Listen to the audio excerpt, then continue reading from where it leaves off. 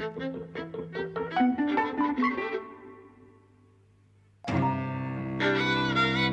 and welcome to Eavesdropping at the Movies. I'm Mike. And I'm Jose.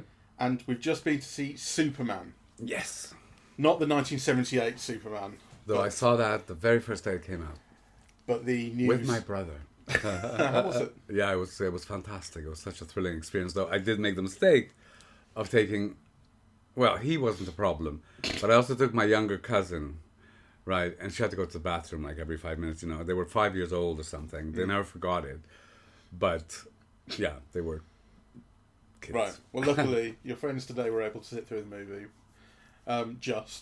So this new one is written and directed by James Gunn. Yeah. So James Gunn has made a name for himself over the last 10, 15 years as, he's a very popular and well-known action comedy director. He's particularly associated with Marvel because he did the Guardians of the Galaxy films. And, he generated a lot of buzz because his films were funny and exciting and all the things that people wanted. And successful. And there was a point, I forget exactly what happened. I remember some sort of vague controversy about, I think like old tweet. There was an era where people were digging up old tweets of people and finding out that they'd made off-colour jokes back in the day. And I think he was subject to that at one point. And I think Marvel maybe took him off Guardians of the Galaxy or something, but like public outcry brought him back. So people, he's not just some director that they are. Like he got a name for himself. People know who he is. He's got power, yeah. He's now in charge of rebooting DC. So he's moved from Marvel to DC. He's, I think, co-head of the studio. In fact, let me just check. So it's the DC universe is the new thing. It was the DC extended universe. That's what we saw like the Zack Snyder films under, for instance. And it never really worked out what it wanted to be, whereas Marvel with the MCU was just going great guns and everything was successful, really. At least in that first 10 years when the main cast was there.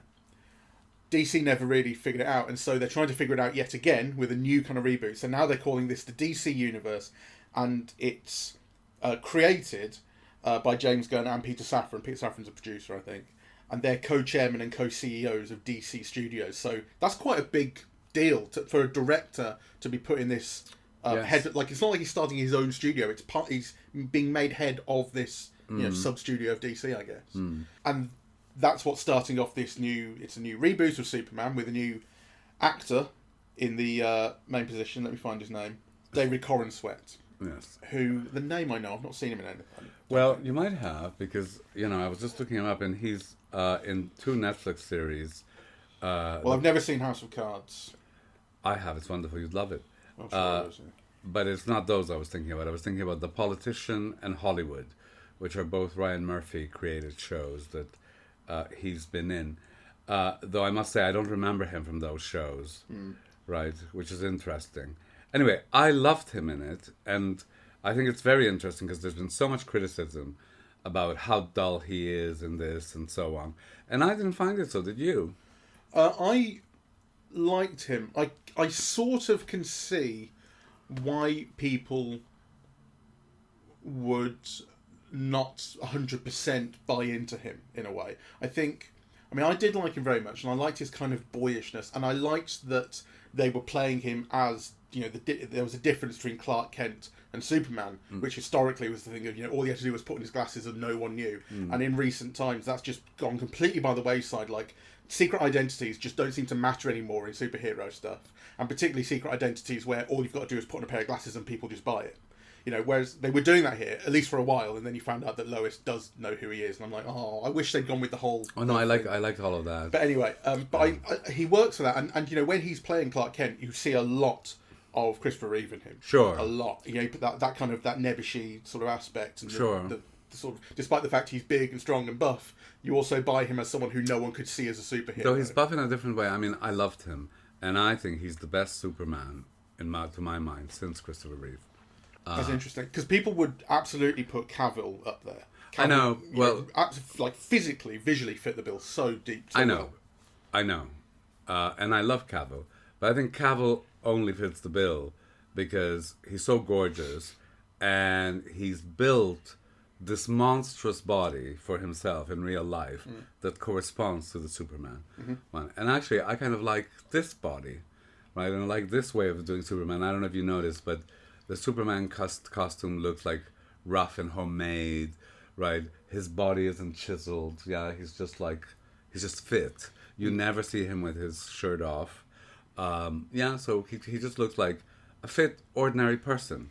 He looks like what sexy men used to look like 20 years ago. Yeah. Like when you remember when X-Men started, what Hugh Jackman looked like at the time. Yeah. Like you sort of couldn't imagine a buffer man, and then you look at what they've become these days and how you're supposed to be able to see people's insides from the outside. It's a completely different look. Yeah. But like he resembles more that early Wolverine type of physique. Actually, I thought it was interesting because you know those scenes with Lois in the kitchen where he's just wearing his shirt and his trousers, right? And you could see what a great body he's got, right? But in a way that you can't when he's wearing a Superman costume, right? So I like that. I like the ordinariness of him, the kind of the sweetness. Like they tell us that he's the kind of person who sees the good in everybody, you know, which kind of means he's not quick or witty or even smart. And he evokes that quite well. I think it's kind of like a nice new take in Superman that he embodies very well, this actor. Yeah, and the character is, you know, a very nice man, and he's constantly on the lookout for how to save lives, how to do the right thing. He has an interview with Lois early on in which, you know, she's talking about the ramifications of what he did and didn't he speak to anyone in power and all this kind of stuff, but he just acted on his own, and he's just going, he can't see past the fact that people were going to die, which is why he intervened. You know, and that's quite appealing. And you get it. And yeah, I mean, you're right. He doesn't come across as someone massively bright. It's like, that's not part of this. I mean, I'm not saying he's dumb, but like it's like super braininess is not part of the equation here. He has just this very good moral centre. Yes. And you know, there's that one fight scene in which, so there's this other team, the Justice Gang, which includes Green Lantern and a couple of others. And they're willing to kill whatever enemy comes their way, but Superman's about, no, I want to save it. I want to try and study it. Can we get it somewhere else? You know, and then there's all this focus on the collateral damage. Yeah. You know, he'll save even a squirrel. Yeah. You know, they put so much emphasis on that. I mean, it's kind of. I think I had real trouble with it. I found it so hard to tolerate this film. Oh, I liked it. I found it audiovisually exhausting. And actually, it's funny because we were talking before about what other films James Gunn did. He also did The Suicide Squad, which was the reboot of Suicide Squad, because that also wasn't doing brilliant. Yeah. We podcasted on that, and one of the things I remember saying when we were podcasting on that is that was way too loud. And I think this was way too loud. I mean, this was an assault. I thought visually it was, in the action at least, a complete mess all over the place. It was, you know, not a complete mess exactly. Like, it's not like it's hard to follow. That's not what I'm saying. But extremely active visually. You're constantly on the move, and even when it wasn't in action scenes, still the camera's always moving. It's not necessarily just. There's so much visual energy in this. Yeah, I like that. I had real trouble. I found it slightly overwhelming to cope with. No, I like that. And then he's not above using children, animals, dogs, put them in peril. You know, I love that in this movie. It's funny. There have been times when I would watch a film and I go on, you know, like kill the baby or whatever, like ah. But here, I don't know whether it was just my mood or something. Whatever it was, I felt like actually this is getting a little bit tasteless. Like how much it's doing this. I liked it, and I think it's important, right? And it connects to all those accusations that the film has been getting about being woke, right? And all that means is, you know, that it cares about justice, that it cares about life, to a degree about property. Though I think that's also, you know, one of the things that has just made American cinema so shitty over the last 30 years, right? Kind of this thing that you just go and shoot 20 people and run over 50 cars, right? Like, I mean, at a certain point, if it's cartoony, it feels all right. But then kind of you think about it, when all movies are like that, and you think there's a disconnection with people's everyday reality where, like, you know, buying your car is a major purchase in your, you know, your life. And if somebody, like, you know, scratches it, you have a conniption and so on, right? Like, you know, so I thought this was a film that kind of, unlike a whole run of films, does care about kind of life, you know, and justice and things like that, right? And I like that about it. Yeah, and some of the imagery clearly connected. I mean, it is clearly a critique of Trump, right? And all those raids are like ICE raids those prisons, that you have are like the prisons, that people were sent it's to not El only Salvador. not only outside. Yeah, exactly. It's not only not in El Salvador. This is in a pocket dimension. Yeah, you exactly. can't come back from that, basically. So I loved all of that, and actually I think, I mean, it isn't a great masterpiece of the cinema, the film, but actually I'm surprised at how much kind of I liked it, and I liked this new iteration. And actually also, because, the Zack Snyder ones are precisely what I'm telling you about, the destroy whole worlds and nobody cares, and everything was so dark and, kind of and cynical, and I hated all of that about those films. I mean, you do have, like, all of, what's the city he lives in, Metropolis? Yes. You have all of Metropolis getting torn apart, and even though they do have, films have been doing this for a little while, in fact, basically since Zack Snyder was tearing cities apart in Man of Steel, that got a lot of criticism back in, 12 years ago or so, that you're destroying this city and there's no thought to the human cost here. So after that, they would destroy cities, but they'd say, we've made sure we've got everyone out first. Yeah. And no one really bought it, right? And here, I think we're back to the same thing. The city's getting torn apart. We're seeing this spectacular imagery of buildings tumbling into other buildings, Do we think no one's dying in this? Come on. Yeah, well, but they don't show that. No. I mean, I know what you're saying, but I still think it's so much better than, what one is used to seeing in all the recent superhero films, where in fact, like in that Marvel one, you just kill a quarter of the people in the whole, world, right? I mean, you take it for granted that in films dealing with superheroes and planets and universes and going to outer space, the scale of some things are going to be different. But I thought there was kind of much more of a sensitivity towards those things in this film. And I liked it. I also liked all of the dystopian imagery with the monkeys. I like the way the implied critique, because here Lex Luthor, right, he's destroying things, but actually what the camera also lingers on are all the people working on their computers being gleeful about what's being done. This idea that kind of it's not just an individual, it's kind of, all the infrastructure and all the people who are supporting those decisions that are kind of, as gleeful and actually as kind of responsible, and as heartless. I thought the film kind of evoked that like really beautifully for me. So I liked all of that. I really struggled with it. I hope one day to find a James Gunn film that I really like, but I don't think I appreciate.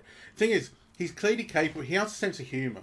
I appreciate a sense of humour, and there are jokes in this which I laughed at, and there are jokes which I appreciated worked, but I didn't laugh at because the mood didn't. The mood hadn't been like I wasn't in the mood basically. I think the tone didn't support all of it.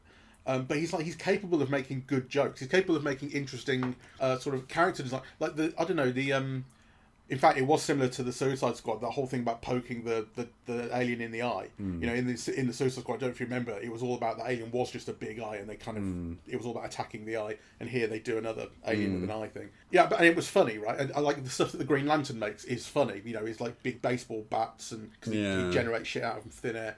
When he's flipping all the tanks, and he literally flips them over with a middle finger, giant middle fingers. Quite funny.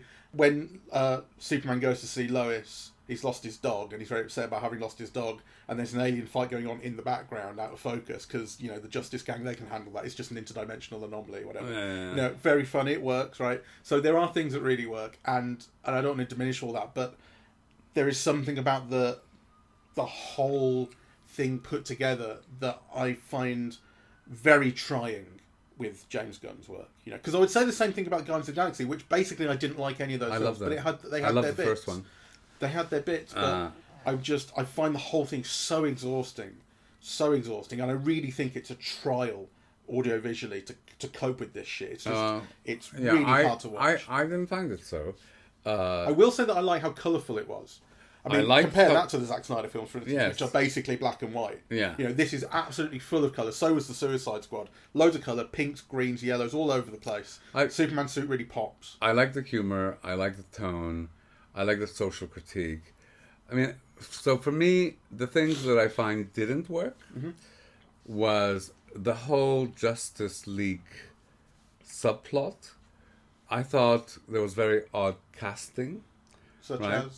Such as Jimmy Olsen is supposed to be like a babe magnet, and there's nothing in the film that makes you think, why is he? You see Jen shaking her head because she would absolutely go for this iteration of Jimmy Olsen. What? Well, let's say I don't get it. I mean, there was the line when I think Lois says, "How do you do it?" Yeah. Like, but there are guys who you go, "How do you do it?" Well, he's one of them. He's a cutie. Yeah, let's say the film doesn't make it clear how he does it, right? But he's not the only one, right? So I thought there was this odd thing because I thought Wendell Pierce was wonderful as the editor of the Daily Planet, right? But then the guy cast as a Green Lantern. Nathan Fillion. Yeah, why? Well, Nathan Fillion is someone who is kind of popular. He's sort of more popular in like the online world than he ever has been mainstream, because he was in Firefly, was it the Joss Whedon space cowboy series, and there was a film with it called Serenity, and like that was cancelled, and that's one of the things people constantly talk about. I wish it had come back; it was wonderful. And then there was a long time where he was being talked about to play the main character in the Uncharted film. Remember we saw Uncharted with Tom Holland, and there was a whole thing about how he looked very much like the character design of the character in the game, and he'd be a very good fit for it, but it never panned out. And he was in also Joss Whedon during the writers' strike in 2008-9 did a web musical called Dr. Horrible Sing Along Blog, and he played the kind of villain in it who's actually a superhero because we see it from the villain's perspective. And he was quite funny in that, and it worked. And so there's just like, he's someone who has a profile, but it's never translated into mainstream success. He almost looks like someone, I mean, if you ignore the haircut here, for instance, which makes him look really bad, and it's a joke. Here's someone who you could sort of see him pushing into a proper superhero role, but it's now too late to have that chance. He's too old. Well, the thing is that I don't find him attractive. I don't understand his casting. Yeah, and I thought there were like bits like that, like the Jimmy Olsen, him, the girl who played Hawk Girl, right? Like I thought, those are like major roles, really. You want somebody with a bit more pizzazz and charisma and presence, to kind of embody those roles. They were duds. Sorry? They were duds, Justice Gang. They were, I think. So that to me was a problem, right? But otherwise, I liked it. I love the whole dog thing. I found it quite tiring. I love the dog. He's got a dog, isn't it wonderful? Let's see the dog some more. No, but there's more conflict than that. The dog also has superpowers and could be damaging to others. So there's always a sense of danger to others when the dog is around. And he says, I brought him here because I didn't want him to damage any of my father's cows, right? Like, yeah, I mean, I don't take. I mean, if you're implying there's a real sense of threat to the dog, the dog is pure comic relief, and also a little bit of like sentimentality.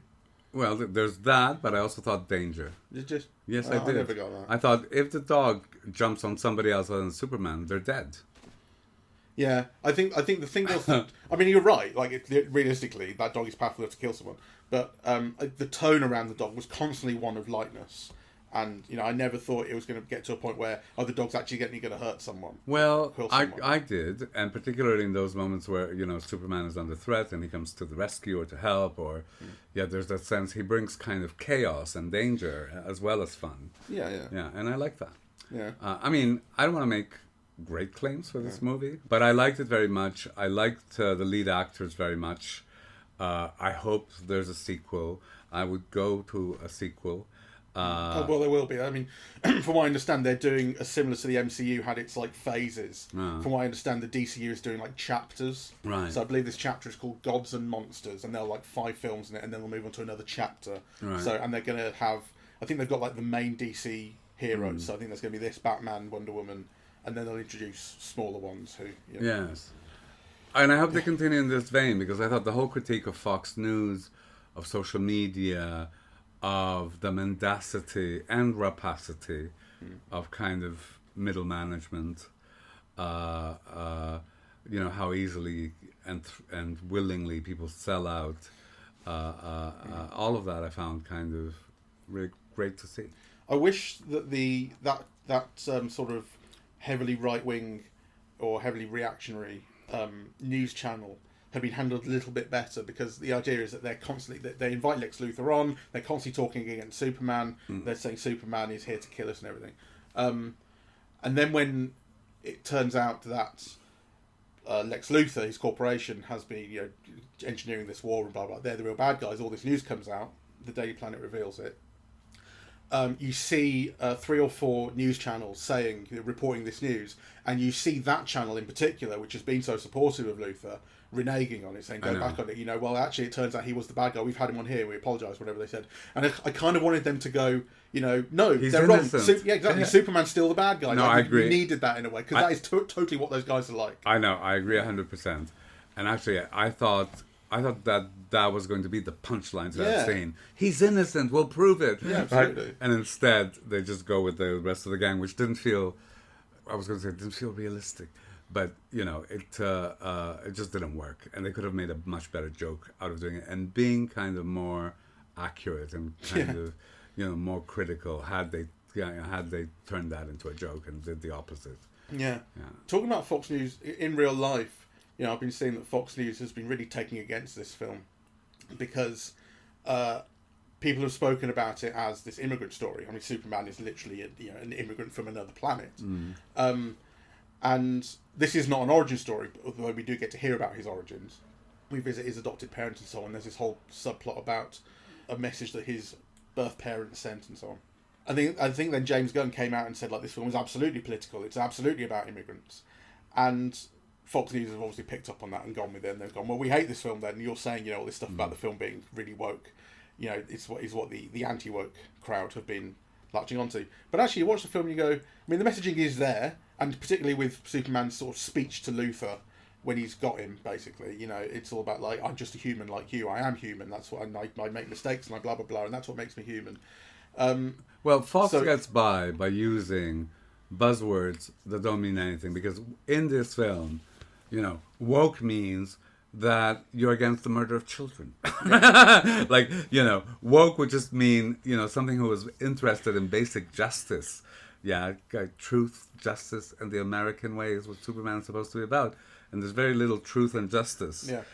So kind of, this is a film that likes the idea of truth and justice, and that somehow is made to seem un-American at this moment. Yeah, well, that's enough.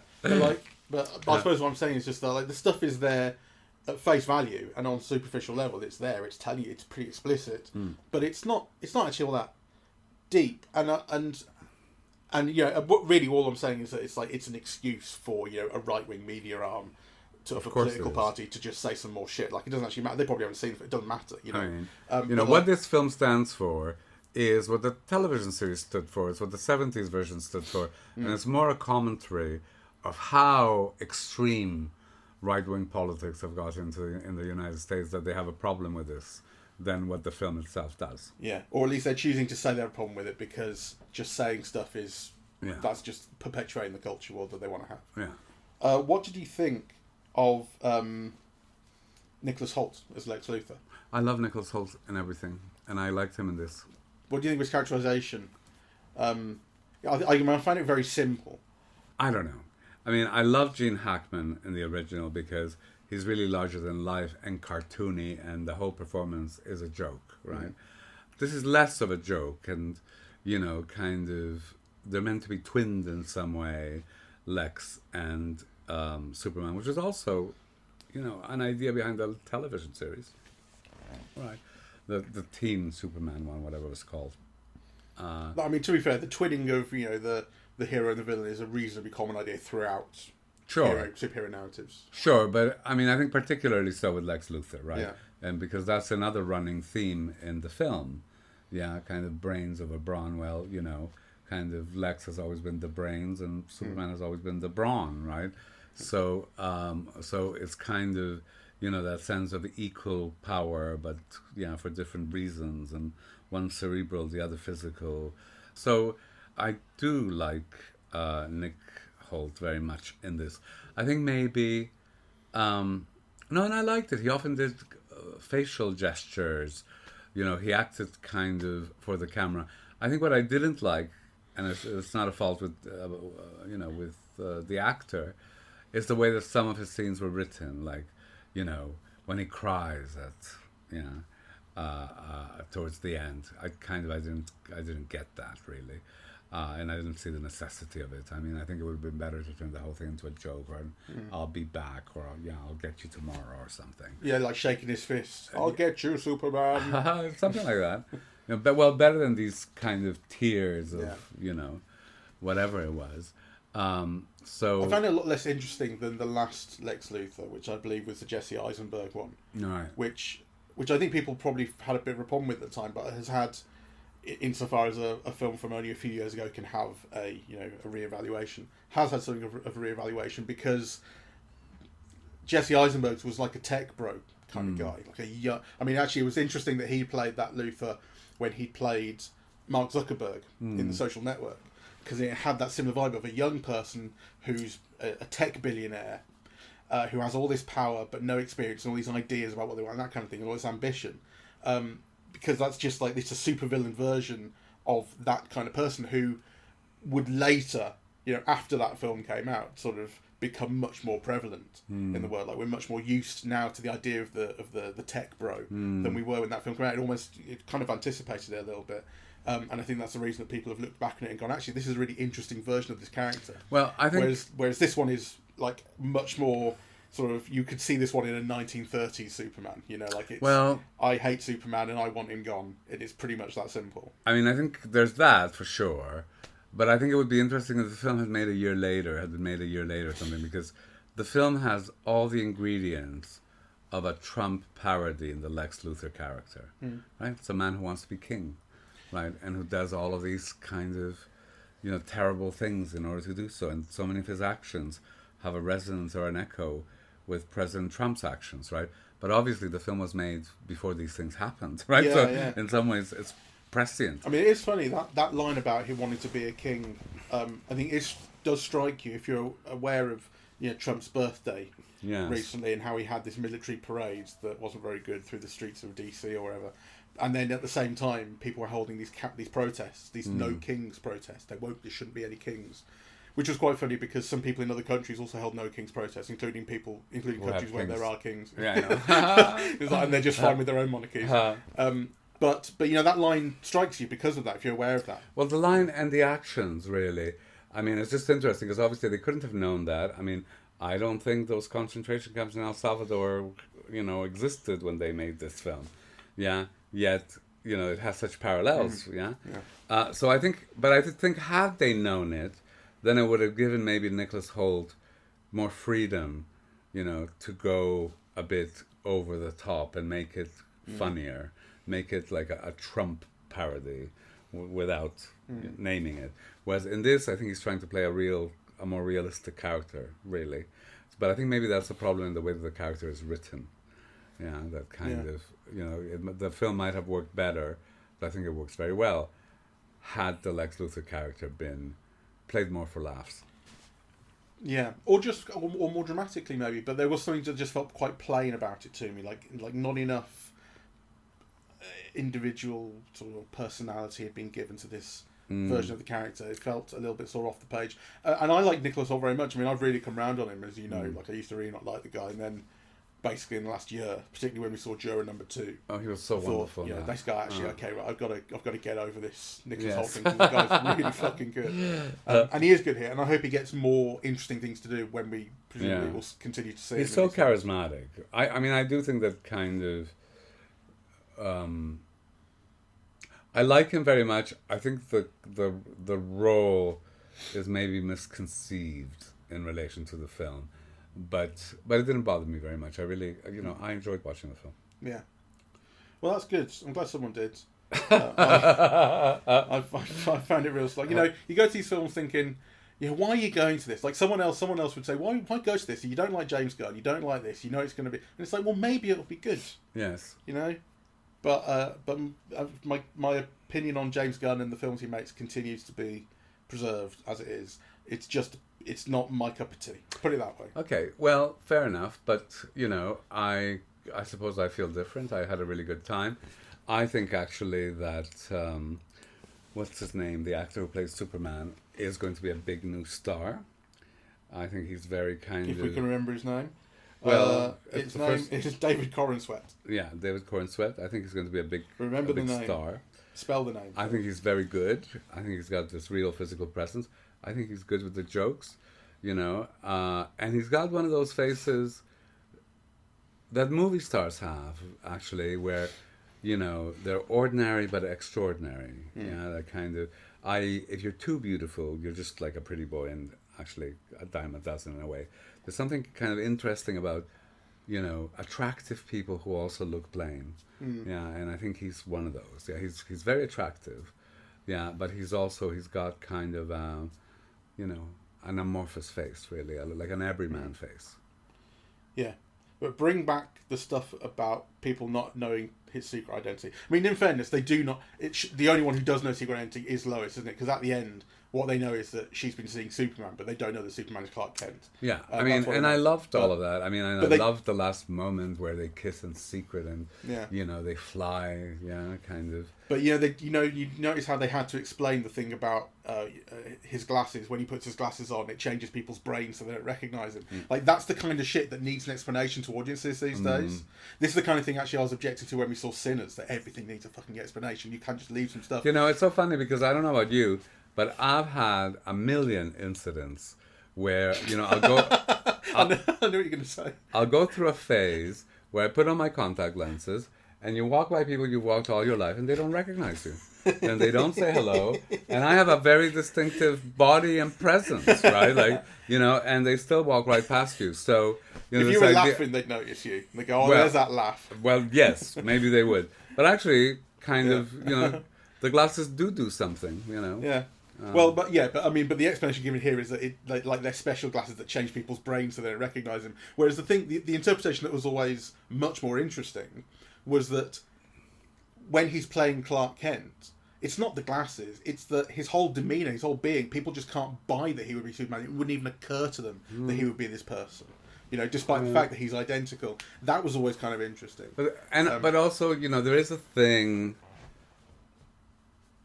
Cultures have changed, right? Like, I mean, so wearing glasses in 1930 or 1940 and wearing glasses in 2025 are different, right? At a certain point, wearing glasses was like a physical defect. Yeah, kind of, you were blind, right? You couldn't do certain things, it was an added expense. It was seen as something that made you ugly. Men never make passes at girls that wear glasses, right? Like, So I kind of all of those associations were different, really. I never thought about that. I mean, now glasses are an accessory. You can choose to put them on, choose to put them off, wear contacts, wear different coloured eyes or whatever. So these days, it should be that when he's Clark Kent, he walks with a cane. And then he could possibly be Superman. He's got a limp. That's kind of what you're saying, though, right? I never thought about it that way. Well, I think I'm not sure if that's what I'm saying, but I think it does mean different things. And I also think that the thing about, because we all have social visual shortcuts, right?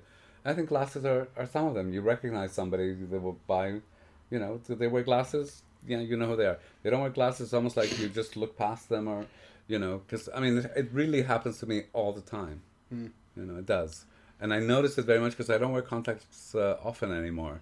And when I do, it's almost like you have to present yourself to people because otherwise they'll walk right past you. You need better mates. That could be something as well. Any excuse not to talk to Jose. All right, jolly good. All right. Well, I recommend it. I had a really great time, and I love the look, the humour, and the stars. Yeah, I don't waste your time. Or at least watch it with a cinema with the sound down a little bit because it's far too loud. Come on, it's not necessary. So this one kind of a mixed notice, but I hope you enjoyed the podcast. We're eavesdropping at the movies, and we are on Apple Podcasts, Audible, Spotify, SoundCloud, YouTube, and YouTube Music. On social media, we're on Facebook and Twitter at Eavesdrop Movies, and Blue Sky, eavesdropping.bsky.social, and the website is eavesdroppingatthemovies.com. Thank you very much for listening. Bye-bye.